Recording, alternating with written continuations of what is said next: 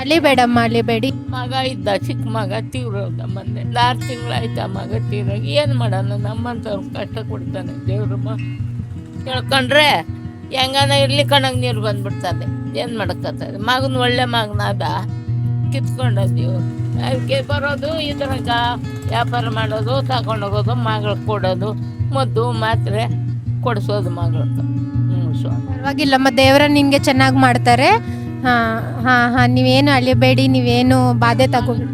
Family ಎಲ್ಲ ನೀವೇ run ಮಾಡ್ತಾ ಇದ್ದೀರಾ? ನಾನೇ ಒಂದು ಹೆಲ್ಪ್, ಚಿಕ್ಕ ಹೆಲ್ಪ್ ಇದು, ಚಿಕ್ಕ ಹೆಲ್ಪ್ ಇದು. ಇಲ್ಲಿ ಒಂದು ಅಮ್ಮ ಶಾಪ್ ರನ್ ಮಾಡ್ತಾ ಇದ್ದಾರೆ.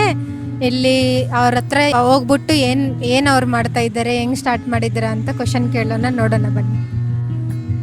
ಇದು ಏನೇನು ನಿಮ್ಮ ಶಾಪಲ್ಲಿ ಇದೆ? ನಮ್ಮ ಶಾಪಲ್ಲಿ ಬಾಳೆಹಣ್ಣು ಇಕ್ಕೊಂಡಿದ್ದೀನಿ, ಈ ಬಿಸ್ಕತ್ತು ಅಳಮುಳು ಇಕ್ಕೊಂಡಿದ್ದೀನಿ ಸ್ವಾಮಿ.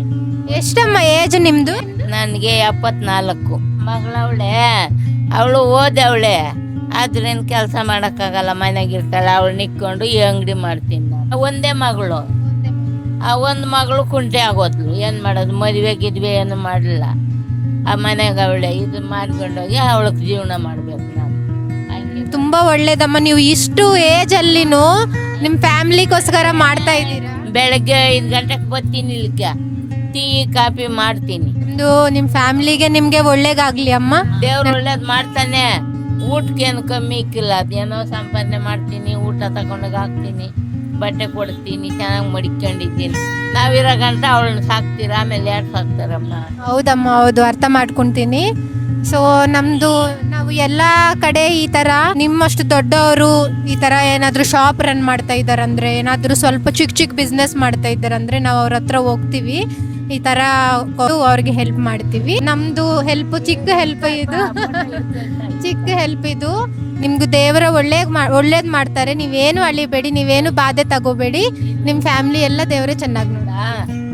ಥ್ಯಾಂಕ್ ಯು ಅಮ್ಮ. ಆಯ್ತು, ನಾನು ಯಾರಾದ್ರೂ ಬರ್ಬೇಕಂದ್ರೆ ಎಲ್ಲಿಗೆ ಬರ್ಬೇಕು? ಏರಿಯಾ ನೇಮ್ ಏನು? ಎಲ್ಲಿಗೆ ಬರ್ಬೇಕು? ಕೋಳಿಪರಂ ಲೇಔಟು, ಇದು ಕೋಳಿಪರಂ ಗೇಟು. ಆಯ್ತಮ್ಮ, ನಾನು ಅಲ್ಲಿಂದ 5:15 ಬರ್ತೀನಿ ಲೇಔಟಿಂದ. 5 ಗಂಟೆ 5:15 ಬಂದು ಇಲ್ಲಿ ಟೀ ಕಾಫಿ ಮಾಡಿ ಜೀವನ ಮಾಡ್ತೀನಿ ಸ್ವಾಮಿ. ದೇವ್ರು ಚೆನ್ನಾಗಿತ್ತು. ಥ್ಯಾಂಕ್ ಯು ಸೋ ಮಚ್ ಅಮ್ಮ. ಥ್ಯಾಂಕ್ ಯು ಅಮ್ಮ.